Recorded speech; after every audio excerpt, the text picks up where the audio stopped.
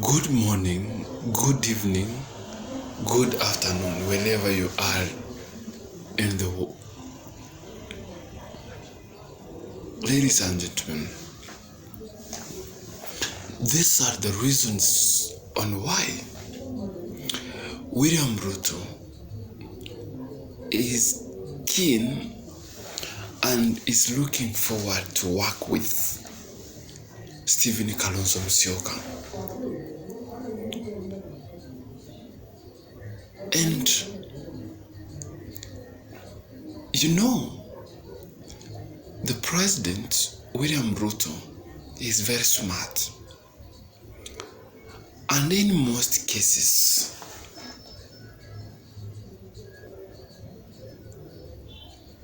and I've said that in politics,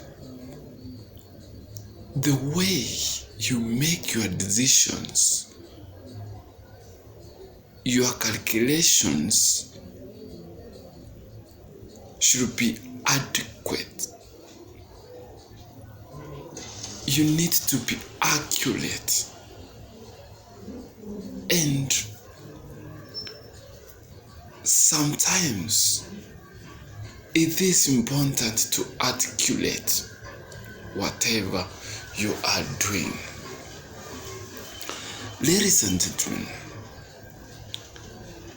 that William RUTO thinks if things are not going to be the way he promised Kenyans in his manifesto, he talked about the cost of living, which is affecting the common man still today. And it was very clear in his manifesto that Kenyans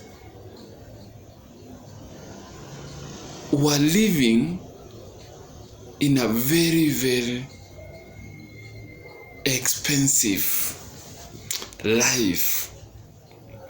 Ladies and gentlemen, and in his manifesto he talked about the Asla funds. He talked about so many things, and that is why Kenyans gave him a chance so that he can solve those things. And now he's very keen, and since the economy is still in ICU, then he is thinking twice.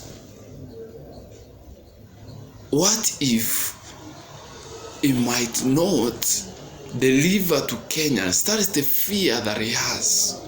Failure to deliver to Kenyans, then Kenyans will not give him the second chance to also lead Kenya for the second term. So he's very keen. He wants to make sure that he contains KALONZO Musyoka in his government, such that come 2027, KALONZO Musyoka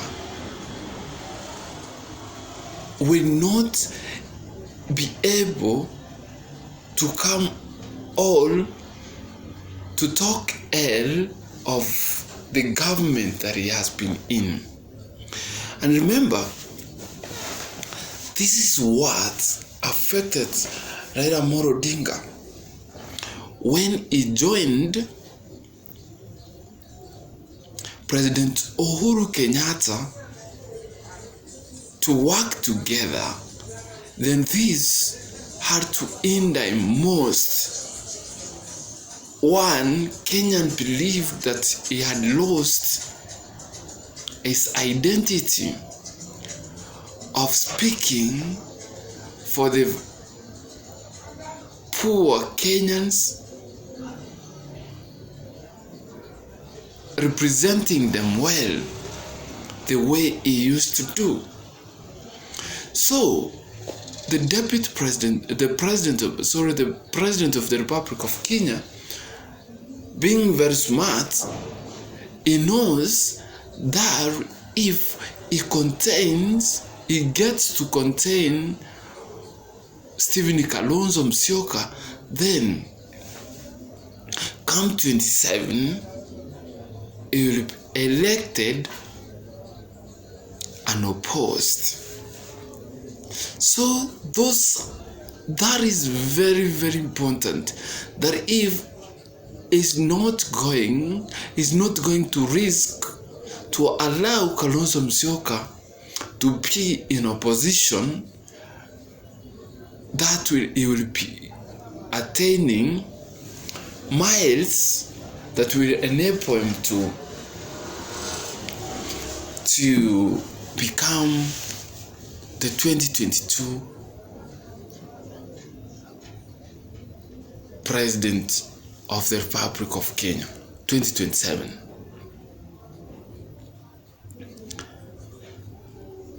Number 3, the President of the Republic of Kenya, Dr. William RUTO, knows very well that Kalonzo Musyoka is a clean person when it comes to corruption scandals. So, if he's not going to involve him in his government, 2027, Kenyans will look at the records of every state leader, and if Kalonzo will maintain from being free from corruption, then it means 2027 he has a upper hand of leading this country. That is, this time round, Kenyans are going to make right decisions. Number 3, Kalonzo will be a very strong candidate. He's going to be a strong candidate come 2027. You see, the people that we were thinking that come 2027 they can become president of the Republic of Kenya. One was Moses Musalia Mudavadi and Stephen Kalonzo Musyoka. But as we talk right now, Musalia has been contained in William Ruto's government. Moses Masika Weta, he has also been contained in the same government. And if you are very keen, you should know the following. Number 1, Musalia Mudavadi is going to lose what we call grassroots support. Right now, he will be busy working tirelessly to make sure that he doesn't let the president down. To let the president down, then he might lose a job. So he will be very keen to make sure he remains loyal to the president and is busy working. We will not have the interaction with these people. So this one will hinder his political journey. In my view, and our view, is that Musalia Mudavadi, in terms of politics, is dead.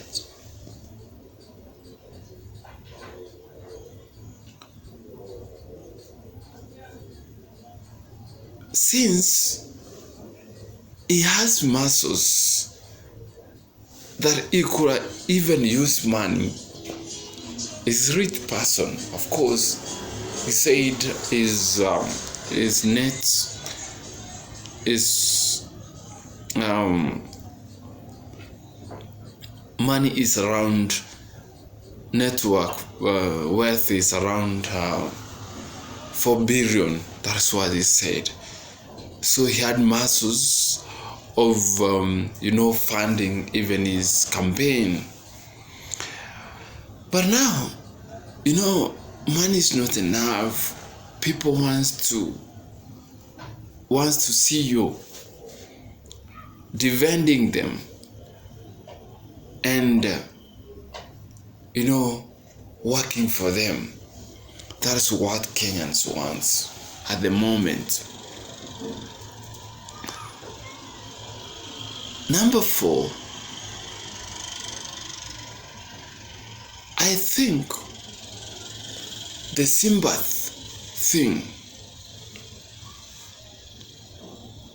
that will make Kalonzo Musyoka to be the president of the republic indicates